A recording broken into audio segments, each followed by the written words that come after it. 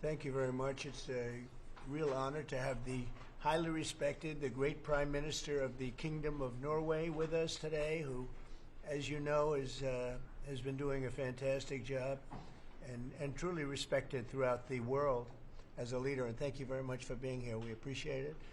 And we're going to be having a meeting in the Oval Office in a little while where you'll be invited back and you can ask some questions. It's also a pleasure to have my friend who did such a good job at NATO, my great friend, right? So you really did. We started off, they had no money, and they ended up having a lot of money after we said, you got to pay up. But you did a fantastic job, and thank you very much. And I'm glad you're here. Glad we meet each other again under these circumstances.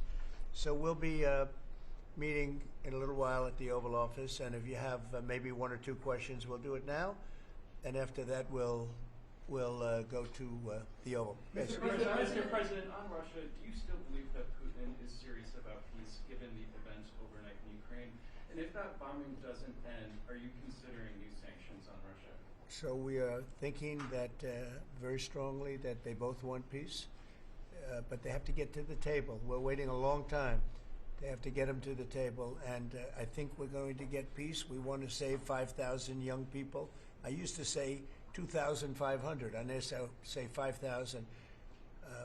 We have, Mr. Prime Minister, we have about 5,000 young people a week that are dying in that ridiculous war. And, I started out because I didn't like all the money that we were paying, and then I realized how many people were dying. And that's by far the more important element right now. I'm saying we can save thousands of people.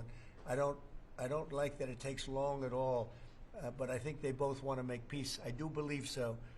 There's a lot of hatred there. There's a lot of very bad blood, a lot of distrust. But I think I hope we're going to get there for the sake of a lot of young people that are dying. Mr. President, do you have a deadline for when the party? I have my own deadline. And we want it to be fast. And the Prime Minister is helping us. He wants it to be fast too. And I think everybody in this, at this time in NATO, they want to see this thing happen. So we have a deadline, and after that, we're going to have a very much different attitude. But I think it has a very good chance of getting done. Mr. President, what can Norway do to prove that they're an important ally to the U.S.? What can Norway do to prove Just that? keep doing what they're doing. We have a very good relationship with Norway. Great leader, great people. I know many of the people in Norway, and it's truly it's an incredible country. So all they have to do is keep doing what they're doing, I think, is probably the best answer I can give. Yeah. As you pointed out, the former Secretary General of NATO is here. Yes. Mr. Stoltenberg, how important is the NATO defense alliance, Mr. President? Is it sacrosanct from your perspective? Well, it's a very interesting question. It's certainly very important for Europe, and I think without us it wouldn't be as nearly as powerful. And as the former Secretary General, who did a great job, can tell you, I played when I was there a very big role in making sure that NATO is funded by the 28, at that time they had 28 countries, including us, because many of the countries weren't paid, and they ended up being paid, you would say, and the Secretary General was very nice about it as far as I was concerned. Other presidents went in, they made a speech and they left, and that kept going on, and in the meantime they had no money. And the United States was paying far more than its fair share. You could say that they were paying, I actually said sometimes it looked like 100%, and it was unfair. And the two of us worked very well together, and we took care of the situation. There are some Mr. President. Yeah, please, go ahead. Norwegian statistics are showing that the U.S. actually has a trade surplus with Norway. Are you going to be looking into that and see which of the countries are actually in a trade surplus? Yeah, well, with the United States, almost everybody has a surplus. But not in It's really an amazing, numbers. it's an amazing phenomenon. No, there's a surplus of a couple of $1 billion, I think you have with us. I congratulate you. That's very good. We got to get a little bit of that for ourselves, maybe. But they do have a surplus. Norway has a surplus. In the current tariff situation,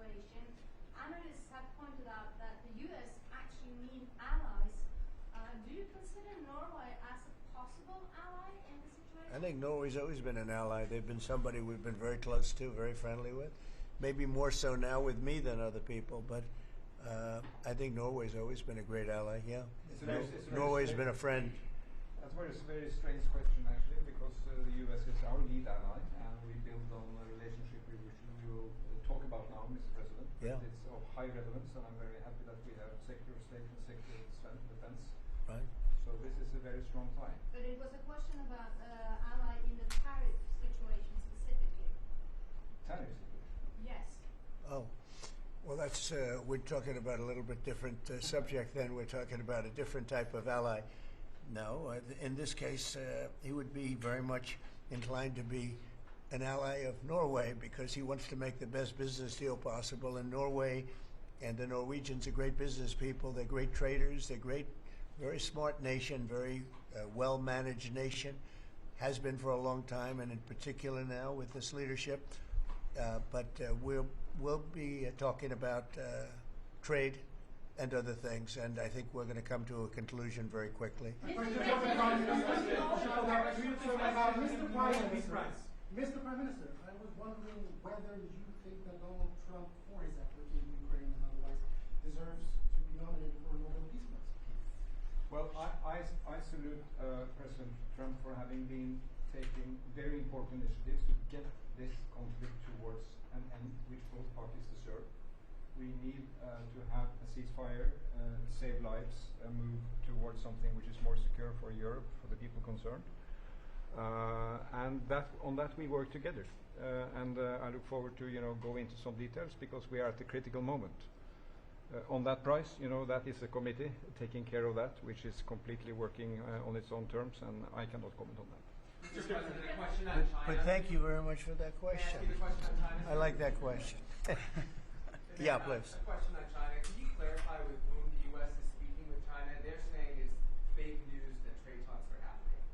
Well, they had a meeting this morning, so Who's I they? can't tell you. It doesn't matter who they is.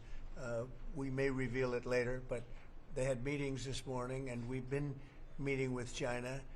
And so I think you have, Jeff, as usual, I think you have your reporting wrong. Thank you very much. We'll see you. We'll see you inside. Thank you. Thank you, press for heads down out that door. Thank you. Everybody out. Thank you. Thank you. Keep moving, everybody. Keep moving. Thank you. You're out. Thank you. I would go. We'll all go together, gentlemen. Oh, yes, please do. I want to go skiing. I love Norway. I love Norway. Why? It's beautiful. And beautiful people. Thank you, Mr. President. Thank you. Thanks, guys. Okay. Thank you. Head out.